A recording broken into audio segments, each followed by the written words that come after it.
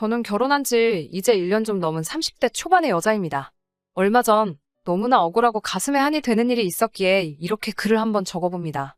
저희 아버지는 친구분과 함께 작은 무역회사를 운영하셨어요.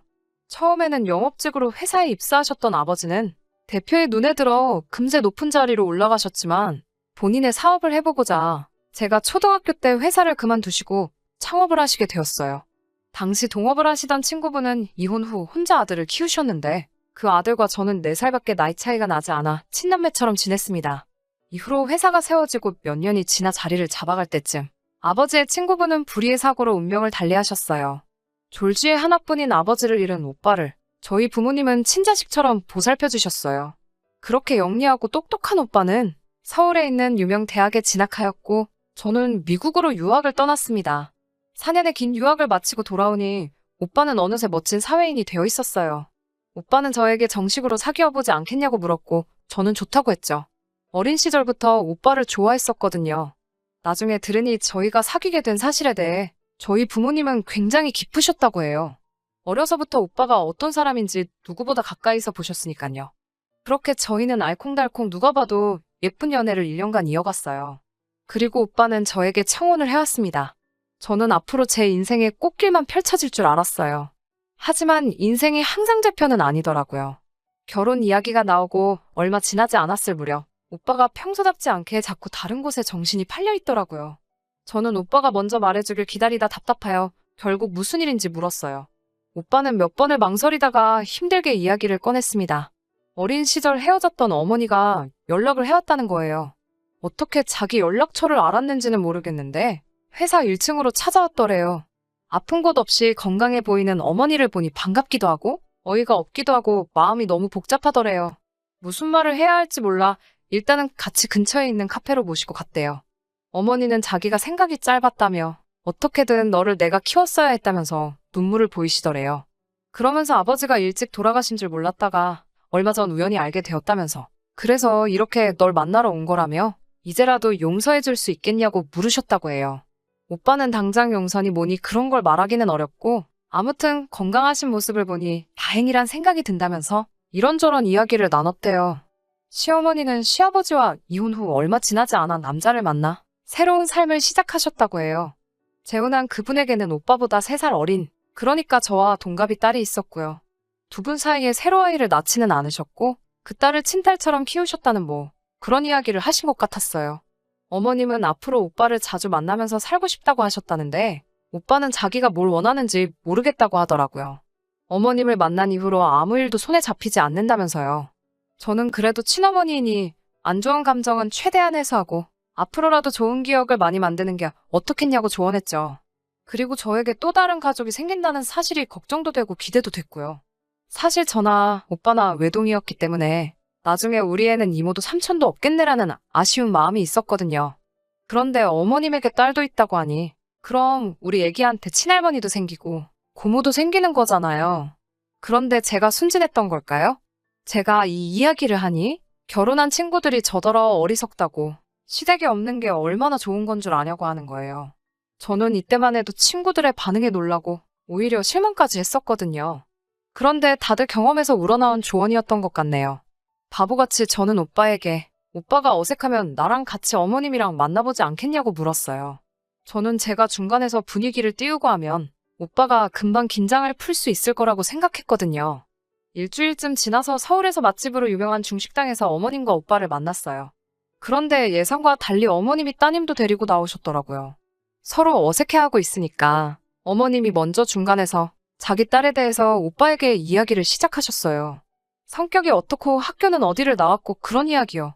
그런데 그 이야기를 듣던 오빠가 저와 그 딸을 번갈아 바라보며 우리 희진이도 거기 졸업했는데라고 말하는 거예요. 알고 보니 그 딸이 제 고등학교 동창이더라고요. 물론 같은 반인 적도 없고 친하지도 않았지만 제가 그 친구를 알았던 이유는 그 친구는 학교에서 제일 유명한 문제아였거든요. 최대한 아는 체 하지 말고 있어야겠다 생각하고 있는데 오히려 그쪽에서 먼저 아는 체를 해오더라고요. 제가 고등학교 때 정교회장이었기 때문에 그 친구도 제 얼굴을 기억하고 있었나 봐요. 우리는 서로 어색하게 인사를 나눴고 어머님은 이런 우연이 어딨냐며 너무 신기해하셨어요. 새 신우가 저에게 연락처를 물으며 앞으로 자주 볼 것 같은데 잘 부탁한다고 말하더라고요. 내 기억이 잘못된 건가 싶을 정도로 화사하게 웃으며 친절한 태도에 좀 놀랐지만 나이를 먹으니 어른스러워졌다는 생각이 들어 다행이란 생각이 들었어요. 하지만 진짜 사건은 이제 시작이었어요. 신우는 시도 때도 없이 연락을 해왔어요. 저는 신우에게도 생각지 못한 오빠가 생겼고 또 그 오빠랑 결혼할 여자가 동창이라고 하니 그나마 좀 편해서 그런가 이해하면서 반갑게 대해줬어요. 그렇게 두세 번 따로 만나서 커피도 마시고 밥도 먹고 그랬네요. 그러다 하루는 신우가 저더러 고등학교 동창들하고 자주 만나냐고 묻더라고요. 저는 미국에서 지내면서 좀 멀어진 사람도 있지만 여전히 많은 동창들과 잘 지내고 있거든요. 그러자 누구누구냐며 좀 캐묻더라고요. 좀 이상하긴 했지만 이름도 말해주고 지금 어떻게 사는지도 알려줬지요. 친구들 직업을 묻기도 하고요. 저는 순진하게 그냥 오랜 친구들의 근황이 궁금한가 보다 생각했어요. 그런데 그것도 지금 생각해보니 순수한 의도가 아니었더군요. 그러는 동안 오빠와 제 결혼 준비도 그럭저럭 준비가 돼가고 있었어요. 저희 부모님은 오빠가 어머님을 만났다는 사실에 마음이 복잡하신 것 같았어요. 훗날 알게 된 일이지만 오빠가 어머님을 만난 건 기쁜 일이지만 저희 부모님은 그 어머님이 어떤 사람인지 이미 알고 계셨기 때문에 마냥 반갑지만은 않으셨대요. 그렇게 시간이 흐르고 저는 오빠가 졸업한 대학교 동문회관에서 결혼식을 올렸어요. 어머님과 재혼한 아버님도 오시고 당연히 신우도 왔습니다. 속사정을 아는 몇몇 분들의 웅성거림이 제 마음을 무겁게 했지만 그래도 큰일 없이 결혼식을 잘 올렸어요. 그리고 저는 이제 정말 모든 것이 안정되고 행복한 시간만 남았다고 생각했어요. 하지만 생각지도 못한 불운이 저를 찾아왔네요. 친정 아버지께서 불의의 사고로 돌아가셨거든요. 제가 결혼한 지 3개월 정도 지났을 무렵이었어요. 다른 날처럼 퇴근 후 집에서 남편과 저녁을 먹고 뒷정리를 하던 중이었는데 어머니께 전화가 왔어요. 아버지가 갑자기 쓰러지셔서 병원으로 실려가셨다고요. 그렇게 응급실로 실려가신 아버지는 미처 손써볼 겨를도 없이 그날 저녁 세상을 떠나셨어요. 그 이후로 저도 어머니도 제정신이 아니었죠. 남편이 없었다면 어떻게 됐을지 모르겠네요. 저를 더 힘들게 한 건 다름 아닌 신우의 기행이었어요. 아버지의 장례식장에는 정말 많은 분들이 왔어요. 친인척부터 아버지, 지인분들과 제 친구들까지 전부요. 당연히 저희 시부모님과 신우도 왔습니다. 그런데 신우가 저희 아버지 장례식장에서 자기 청첩장을 돌리고 있더라고요. 아무리 자기가 그동안 친구들과 연락이 많이 끊어졌고 했어도 어떻게 저희 아버지 장례식장에서 본인의 청첩장을 돌리냐고요. 저와 친한 친구 몇몇이 미친 거 아니냐고 지금 뭐 하는 거냐며 그 친구에게 소리를 질렀고 신우도 지지 않고 자기가 바쁘고 너희들도 바빠 보이니 일일이 만나서 줄 수가 없어서 그러는 건데 그런 것도 이해를 못하냐며 지지 않고 덤비더라고요. 저희 어머니는 기절하다시피 쓰러지셨고 저는 악다구니를 쓸 정신조차 차릴 수 없었습니다. 남편은 신우의 팔을 잡아끌며 강제로 장례식장에서 내보냈지만 제 분노는 사그라들지 않더라고요. 시부모님도 미안해하시기는커녕 저더러 참 속도 좁다며 청첩장 돌리는 게 30분이 걸리냐 1시간이 걸리냐며 매정하다고 하시더라고요. 돌아가신 너네 아버지가 딸이 이렇게 야박한 걸 보면 저승에서도 창피해하실 거라고요. 우여곡절 끝에 장례식이 끝나고 저는 남편에게 앞으로 2번 다시 시댁하고 상종하고 못 살겠다고 말했어요. 차라리 우리 결혼식장에서 청첩장을 돌렸으면 그나마 이해를 하겠다고요. 나는 가족을 잃었는데 어떻게 자기 결혼식을 떠들어대고 있냐고 인간이 맞냐고 화를 냈죠. 당연히 남편도 제 편을 들어줬고 2번 다시 상대하지 말자고 하더라고요. 자기가 장인어른께도 죄송한 마음뿐이라면서요. 그런데 남편의 사과에도 제 마음이 정말 풀어지질 않더라고요. 그래서 결국엔 제가 원하는 방식으로 복수했어요. 일단은 장례식 날 그 광경을 목격한 친구들 중 몇몇에게 눈물로 부탁을 했어요. 다행히 과거에 신우에게 당한 바가 있는 3명의 친구가 제 복수를 도와주겠다고 하더라고요. 그렇게 2달이 지나고 드디어 기다리던 신우의 결혼식 날이었어요. 예상했던 대로 남편은 안 간다고 하더라고요.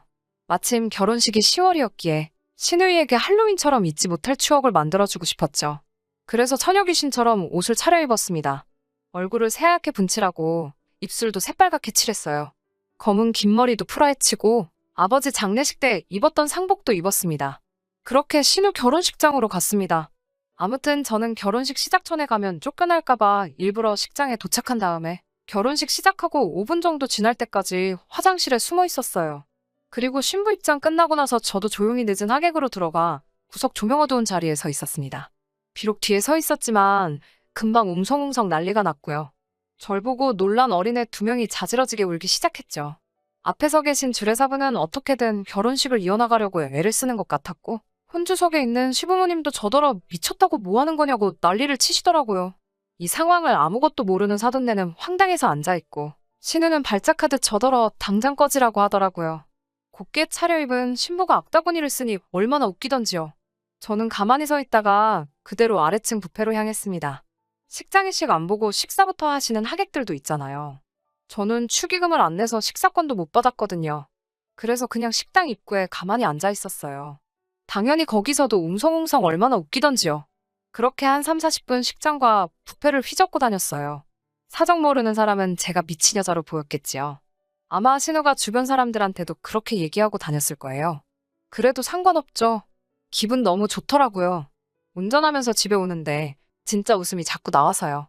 그때 제 모습을 본 사람들은 아마 제가 실성한 줄 알았을 거예요. 그날 저녁 신우가 어머님이랑 합세를 해서 남편한테 전화를 했더라고요. 스피커폰이 아닌데도 어찌나 목청이 좋은지 무슨 욕을 하는지 다 들리더라고요. 셋이 아버님까지 저보고 자기 눈에 걸리기만 해봐라 하시며 난리도 아니시대요. 보니까 사돈되는 집에서 도대체 뭔 짓을 하고 다니길래 저렇게까지 원수를 쥐고 다니냐며 결혼 다시 한번 생각해봐야겠다고 나왔나 봐요. 신우랑 어머님이 신나게 놀던 과거를 숨기고 온갖 교양과 아양으로 이뤄낸 혼사였는데 저와 제 친구들이 다 망쳐놓았대요. 친구들은 계획한 대로 새하얀 원피스를 입고 화장도 머리도 신부가 받는 것보다 더 공을 들여서 하고 가서 결혼식 사진을 찍을 때 일부러 맨 앞줄로 자리를 잡아서 섰대요. 잔뜩 치장하고 새하얀 드레스를 입은 여자들이 동시에 4명이 서 있으니 사진만 봐서는 누가 신부인지 분간이 안 간다나요? 남편은 처음 보는 저의 새로운 모습에 당황한 듯 보였지만 잘했다고 저를 감싸주더라고요. 처음 계획을 실행할 적에는 너무 걱정됐지만 일단 저질러 놓고 보니 속이 너무 후련했습니다. 제 사연은 여기서 이만 마칠게요. 후기입니다. 저보고 잘했다는 분도 계셨지만 꼭 그렇게까지 해야만 했냐는 의견도 많았어요. 너무 화가 나는 마음에 어떻게 한 방 먹여줄 생각만 했던 제가 너무 생각이 짧았다는 생각도 했고 반성도 많이 했습니다. 새 시아버지와 시어머니께 그날 있던 일에 대해서 사과를 드리고자 했는데 오빠가 아직은 두 분이 화가 많이 나 계시니 조금 누그러지면 하는 게 좋겠다고 해서 미루고 있었어요. 그러던 어느 날 신우의 사돈 어르신 되실 분들이 제 연락처를 어떻게 알았는지 저에게 연락을 해오셨어요. 저보고 잠깐 시간이 가능하면 만날 수 있겠냐고요. 시부모님께도 사과를 드리려고 했으니 사돈 되실 분들에게도 정중히 사과하는 게 맞다는 생각에 결혼식을 망쳐놓은 장본인이었지만 욕먹을 각오로 알겠다 하고 약속 장소에 나갔습니다. 사돈 되실 분들을 보자마자 저는 고개 숙여 그날 있던 일에 사과를 드렸어요. 화가 많이 나 계신 듯 보였지만 저의 사과를 받아주시더니 그날 있던 일에 대해서 이유가 뭐였는지 자초지종을 물어보시더군요. 고작 그런 걸 가지고 그 사단을 냈냐며 저를 나무라실 줄 알았는데 그쪽에서는 그런 사실을 하나도 몰랐고 며느리들 신우의 성품이 그런 사람인 줄 몰랐다고 놀라시더군요. 돌아가신 아버지는 제 남편에게도 친아버지 같은 분이셨다고? 물론 제가 그날 그렇게 한 행동에 대해서 남편은 모르고 있었지만 남편도 제 일처럼 분개했다고 말씀드렸습니다. 결혼식이라는 큰 행사에서 제 행동이 너무 어리석었고 크게 반성 중이라고 말씀을 드렸습니다. 어떤 결정을 내리시던 간에 저는 그날 일에 대해 제가 책임을 질 수 있다면 그렇게 하겠노라 말씀드리고 원하신다면 두 사람 앞에 무릎 꿇어 사죄할 수도 있다고 말씀드렸어요. 두 분은 저에게 아니라고 오히려 몰랐던 걸 알게 돼서 고맙다는 알 수 없는 대답을 해오셨어요. 결론부터 말씀드리자면 두 사람은 결국 파혼을 했습니다. 사돈 되실 분들이 지역에서 유명한 자산가였다고 합니다. 얼굴 하나만큼은 반반했던 새 신우가 어떻게 그 사실을 알고 남편 될 사람을 꼬신 거였다네요. 신우의 남편 될 사람이 아직 철이 들지 않아서 만난 지 얼마 되지도 않은 상황에서 막무가내로 결혼을 하고 싶다고 바득바득 우겨댔고 두 분은 혹시 모르니 혼인신고만큼은 결혼 후 어느 정도 시간이 지나 새 신우의 사람 됨됨이를 보고 올리기로 정한 결혼이었다고 합니다. 사돈 되실 두 분은 새 신우의 그런 행동만 봐도 앞으로 다가올 미래가 뻔히 보인다며 파혼을 했다고 합니다. 제가 무슨 짓을 저지른 건가? 마치 하늘이 노래지는 것 같았어요. 남편에게 그 소식을 전해 듣고 제가 사돈 되실 분들의 마음을 돌려놓아야겠다고 정말 미안하다고 사과했어요. 남편은 허둥대는 저를 막아서며 그럴 필요 없다고 하네요. 남편은 어머니가 자기를 낳아주신 그 사실은 변하지 않지만 지금 자기 자신을 이렇게까지 만들어준 건 돌아가신 시아버지와 저희 부모님 덕이라고 말해왔습니다. 남편도 신우의 그날 행동에 대해서 화가 많이 나 있었고 안면물수하고 신우가 무슨 잘못이 있냐고 따지는 시어머니와 새시아버지 모습에 큰 실망을 했다고 하네요. 어머니는 여태까지 본인 인생에 없는 사람이라 생각하고 살아왔는데 이제 와서 나타나셨다고 자기의 진짜 어머니가 되는 게 아니지 않겠냐며 그날을 기점으로 자기도 어머니에게 핏줄이 이어져 있다는 이유만으로 자식 노릇을 하고 싶은 마음이 사라졌으니 너무 그 일로 마음고생하지 말라고 말해줬어요. 오히려 세신 후에 사돈 되실 분들이 저에게 고마워하고 있을 거라고. 시댁과는 이제 연을 끊고 살 생각이니 절대로 죄책감 갖지 말라고 저를 다독여줬습니다. 남편에게는 따로 말하지 않을 거지만 시어머니 쪽에는 제가 언젠가 찾아가서 그날 일에 대해서 사과를 드릴 생각이에요. 그날의 제 행동이 어른스럽지 못했다는 건 인정하는 바이긴 하지만 그렇다고 너무 저자세로 나갈 생각도 없습니다. 제가 그런 행동을 하게 된 이유를 정확히 설명드리고 그날 그런 일만 없었어도 제가 이런 일을 벌이지 않았을 거란 말도 하려고 해요. 의견 남겨주신 모든 분들께 감사하고 제 행동에 대해 눈살을 찌푸리셨을 청취자분들께도 다시 한번 사과드립니다. 모두 좋은 하루 되시고 다음에는 더 좋은 이야기로 사연을 보내드릴게요.